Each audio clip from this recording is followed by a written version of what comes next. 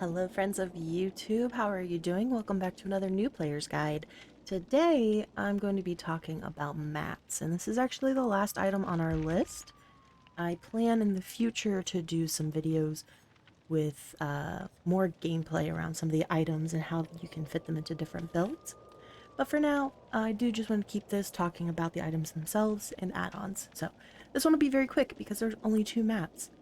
We have the rainbow map and we have the map. So, first thing, the range on both of these are identical. They have an 8-meter range in general, but that is the only area that, well, they both track generators, but that's the only area that they have similar because I'll start with the rainbow map. So this is iridescent. You get 20 seconds of use on this. You start with 3 objects already tracked.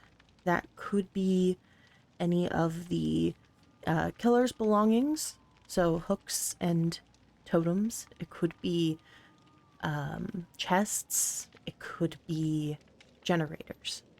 I don't think it typically will track hatch. Like hatch spawns, but you can't actually see it on the map until there's certain conditions met. I don't think it can actually track hatch as one of the first 3, but otherwise, everything else is already tracked. What it means by tracked is no matter where you're at on the map, or like in the realm, within the trial, if you use the map, you'll always see those 3 items, even if they're further than 8 meters away. So, with this, you can track literally everything. Objectives are dull totems and chests and generators. The hatch is the hatch. The killer's belongings are hex totems and hooks.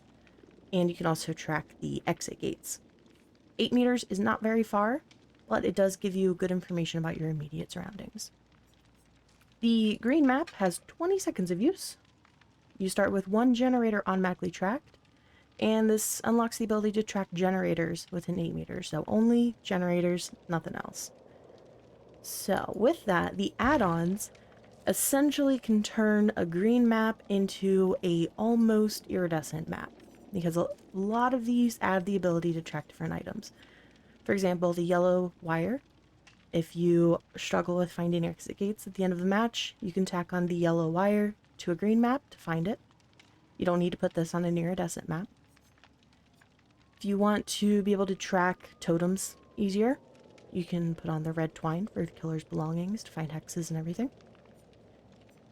Or if you just want the ability to find hatch, you can add that to this map to be able to find hatch. So if you're missing, obviously iridescent map is the best one to go with.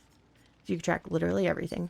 But if you don't have that and you need to do some specific objective, like there's currently a tome challenge to leave through hatch with a map.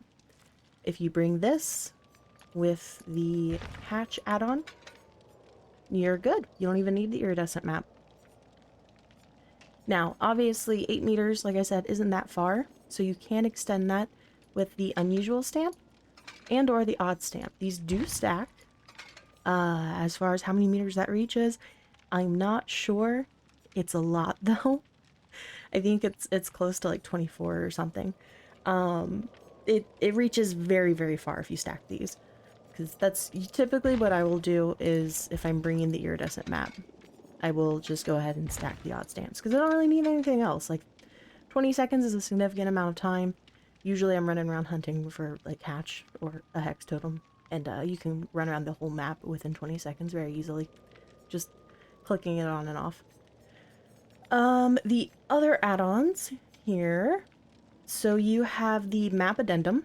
This adds 5 seconds to the map. So if you're afraid that you might burn through it too quickly, hunting for hatch, for example, put this on, it'll help. And then this moderately slows down the burning rate of the map. So this is similar to the flashlights where you want to add the seconds and then add the slowdown. That way it slows down the 25 seconds and not just like slows down 20 seconds, adds 5. So this will get you the most map usage if you stack these together. You can use the maps for longer.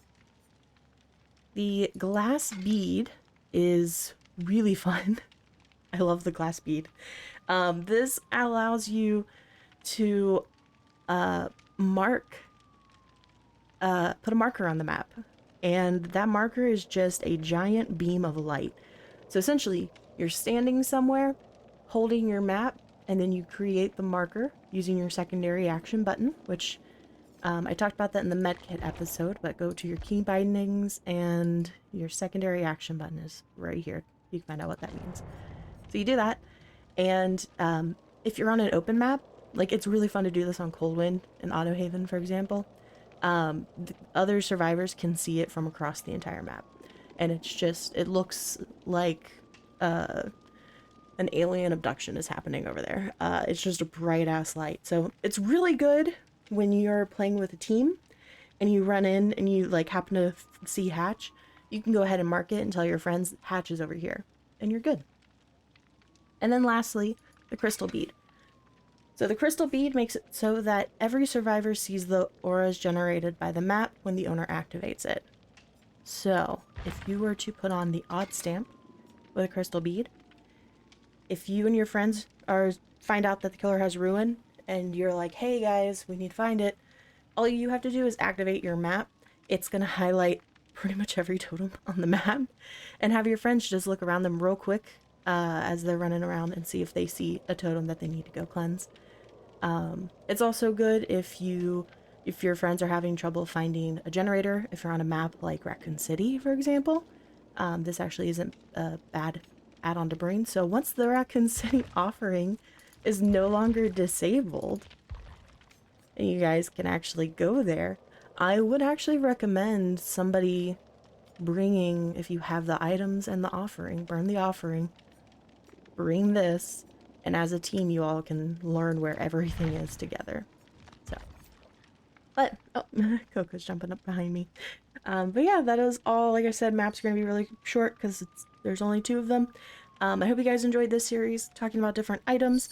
I put in a request on TikTok for some more ideas, so I'm going to be going through a lot of those, talking about vaults, different builds, all sorts of stuff. So I hope you guys enjoyed this series again, and if you have any other ideas or questions or comments or anything, please leave them down below. I would love to hear any of the feedback that you have, and I hope you guys have a wonderful, wonderful rest of your week. Enjoy your time in the fog. Bye!